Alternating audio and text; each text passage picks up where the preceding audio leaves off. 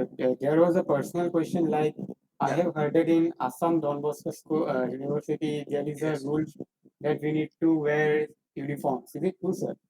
Yeah, it's true. We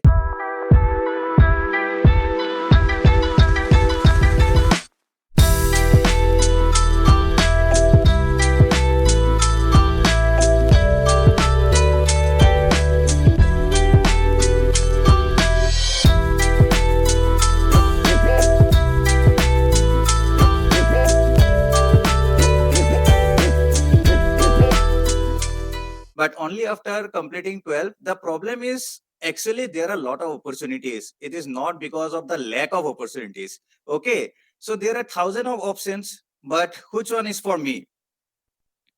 So if you are PCB, that is physics, chemistry, and biology, these are the most popular courses available, right? First one is MBBS, then BAMS.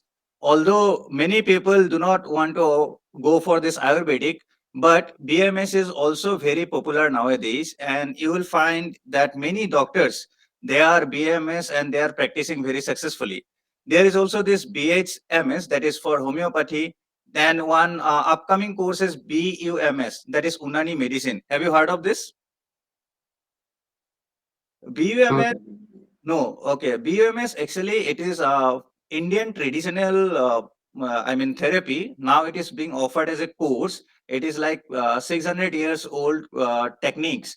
So it's like your depending on the body's fire element or the water element. You know those Hakim kind of thing, no? Bad Hakim. So those are now compiled in a course and they offer you it like BUMS. Then of course the BDS, that is dental, Bachelor of Pharmacy, Biotechnology, etc. Now coming to courses with PCM, although there are many courses, these are the most popular one and we would like to concentrate on this. First one is engineering, that is BE, Bachelor of Engineering, or BTech, Bachelor of Technology. And then BR, that is Bachelor of Architecture, then integrated MSc, BCA, etc. Okay. So as we are from engineering background, I mean, without I am asking your preferences, we'll be talking about engineering. But after that, you may have some questions which we'll like to take, and if possible, we'll try to guide you through the other courses also. So, from engineering perspective, so these are the buzzwords. I think if you are, you must be having this social media, internet, and if you are looking for this engineering and technology, you must have heard these words. For example, automation. So by automation, if I say automation, what comes to your mind? Anyone? Vehicles. Vehicles. So vehicles, basically automobiles, and like automation, we can say, let's say, since you have said vehicles, I would like to give this example. Now there are many cars, before even you go to switch on your car from your mobile phone, what you can do, you can give the command that turn on the AC. I'll be starting my car after 5 minutes or 10 minutes. So you start the AC and make the car cool. So that is one automation. You can have the home automation, that is turning on lights, fans, and switching off light fans from your mobile phone. Also there may be like controlling the freeze, and let's say you are in office but you forgot to switch off the AC, you can switch off it, you can turn on the geyser, everything can be done. So these are automation, and this is one of the buzzword in today's technology, and people are crazy over this. Similarly, there is renewable energy, that is like solar, then your wind energy, artificial intelligence, and machine learning. Probably these two are the most widely used word in technology. And this artificial intelligence and machine learning, these tools are being used extensively in solving many problems. For example, you have heard the Tesla cars, right? Automatic cars. So basically, they are artificial intelligence and machine learning. Another words like Internet of Things. As I said, the automation, Internet of Things will come as a subset of automation. Using the Internet of Things, you can automate your many devices, right? Then cloud computing. What is cloud computing? In the cloud computing, you do not have the server at your place, somewhere in the other place, and people are using one common resources. Those are like cloud computing. Now, there are a lot of things, but what do I want to pursue? That is the biggest question, right? I mean, how do I know what to do? So for this, I would suggest just take some time off from influences of everything and everyone, right? Here, I would like to pitch in my favorite engineering domain, that is electrical and electronics engineering. It is my favorite. Of course, I work in this domain. That's why it is favorite. But also, it has the immense potential to change the human race. Okay. So what I want to say, if you see the human race from the very beginning, it is the consumption of energy that uplift a human race. Okay. And electrical and electronics engineering are precisely dealing and the converting energy from one form to another and helping everyone, each one of us, how to utilize these energies in an efficient way. Okay, so this is one very, I mean, famous quote. I will not say famous quote, but it is a touching quote. Okay, heart touching quote. I want you to read this. Okay, please read this. Electric power is everywhere present in unlimited quantities and can drive the world's machinery without the need of coal, oil, gas, or any other of the common fuels. Think of that day, okay, when you have this electric power. If it is an unlimited quantities, that it will be most likely cost very little and you can drive the entire world. Okay, and that's possible. Nikola Tesla, probably you have heard of his name, one of the greatest engineers inventing AC motors and all. Okay, so this has the potential. If you really want to change the human lives, electric power has that potential.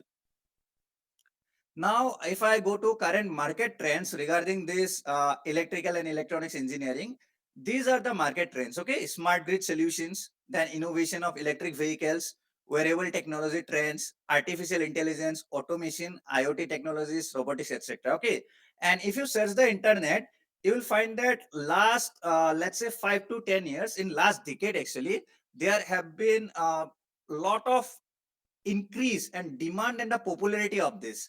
So I did one survey and made this rough estimates. Okay, for example, the smart grid solution that is very new and last 5 to 10 years, the demand has increased by 40%. Similarly, for electric vehicles, it is up to 60%. Since the new technology will be in the electric vehicle, almost all of us know, right? Like next 10 to 15 years, we'll be seeing, let's say, 90% of the cars on the road will be electric. Okay, so definitely this will go up and up. Today it is 60%, tomorrow it will be 70%, 80%, like that. Then wearable technology trends, smartwatch, then maybe defense gears, everything, this wearable technology trends, they are also picking up and they are like also getting 40% in their increase in demand. For artificial intelligence, nothing to say. Artificial intelligence, it is like shooting up the roof. Okay, then automation, IoT technologies, robotics, these are picking up like anything. So this is the best time to be in this technology, to learn this technology, to innovate in this technology, and more importantly, to contribute these technologies. If you are really passionate about technology, if you learn the basic of this, you contribute and you make other also contribute, make others also learn, and you may invent your own technologies as well. So if you select electrical and electronics domain, so this will be your learning curves. Okay. So first, fundamental of engineering, that is basically the mathematics and physics, basics of mathematics and physics. Then the engineering mechanics and circuit analysis. Like this will uh, build the fundamentals of your electrical engineering. Coming to the core electrical and electronic subjects, you would have electrical machines, power systems, electronics, control systems, signal and system, etc. So this is a very short presentation. I will not go into depth of these subjects, but if you want, if you ask, I would be happy to tell you about these subjects, which deal with what, like that. Okay. Then the specialized elective, you have power electronics. This is like a very common example of inverter and all that, right? Three-phase inverters and all that, power electronics. Communication engineering, of course, you are using a phone. Probably you have joined through the phone itself. So communication engineering, embedded systems, robotics and automation. Now there are technical electives like renewable energy systems, digital signal processing, advanced control engineering, etc. Now, once you learn these subjects, you have to design as an engineer. As an engineer, you want to build things. Okay. So for that, you would be going through the project work using different tools and techniques. For example, you can do a lot of core electrical projects using these latest technologies like IoT, AI, ML, artificial intelligence, machine learning, etc. And the best thing is that to do this, we already have the tools. For example, Python. Python is a very good tool for simulating your electrical projects. Okay, and most importantly, it is free. Then you have MATLAB, then you have Arduino, very cheap development board, Raspberry Pi, moderately costly, but lot of potential. So if you want to develop your IoT, AI, all these things, these tools are very, very handy and you can build your lot of projects. So if you get some time, you can visit our campus. We would love to show you different these different tools and technologies. Okay. Now, let's say you have become an EEE engineer. Now, what you would do? There may be there are many things. Okay. But here I have listed few popular things. Okay. It's not that it is the exhaustive list or the end of the list. You can select many more. But these are the things which generally our students prefer. And that's why I have put it. For example, job perspectives, power sector. Obviously, if you are electrical engineer, you would like to go to power sector, generation, this kind of things will come and you can learn lot of things. Manufacturing industry, go to any manufacturing industry, there will be huge motors, there will be huge generators, all these things for maintenance and for installing, for all these things electrical engineers are needed. Telecommunications and IT, telecommunications, of course, you can see the technology changing every day from 4G to 5G, again from 3G to 4G. Now you can say that, see the gap. Okay, gap is drastically reducing. And IT, information technology, being in India, the major outsourcing IT country. Okay, so if you see the market, it is in billions, and there are like hundreds of jobs every day offered to for people for electrical in the IT domain. I myself was in Tata Consultancy Services for a couple of years before joining here. Then again, research and development. If you find interest in your subject, you will definitely like to go in research and development, innovating new technologies, making things better, and then helping the people in their different life activities. Then consulting and services. You can take a simple example. Let's say someone is building a house nearby you. They may want to know what should be my electrical wiring. That is a consulting, a small example of consulting. Similarly, someone may want to build an industry. For that also, how the electrical service will be needed, that is also consulting, right? Similarly, if I narrow down the job perspective in Northeast, power sector, hydroelectric, in our Northeast, there are a lot of water reserves, right? And similarly, we have a lot of dams built to make our hydroelectric power plants, and obviously there are a lot of scope. Then infrastructure in Northeast, lot of infrastructures are getting built. So again, there are a lot of opportunities. There are government initiatives to boost the Northeast. So we have some special packages, a special economic zone, etc. And there are a lot of education and research institutions where you can easily join after getting a electrical in an electronics engineering degree. Now, there are some government scheme to boost the energy sector of India, and it is known as the Ponsamrit, okay, or India's 5-point pledge. We want to do zero emission by 2070. So that means we want to go towards the greener energy. So greener energy will basically bring in the renewable energy or electric vehicles, all these things. To enhance its capacity for non-fossil fuel energy to 500 gigawatt by 2020, increase in the proportion of renewable energy in the energy mix of 50% by 2030, then reduce the emission intensity.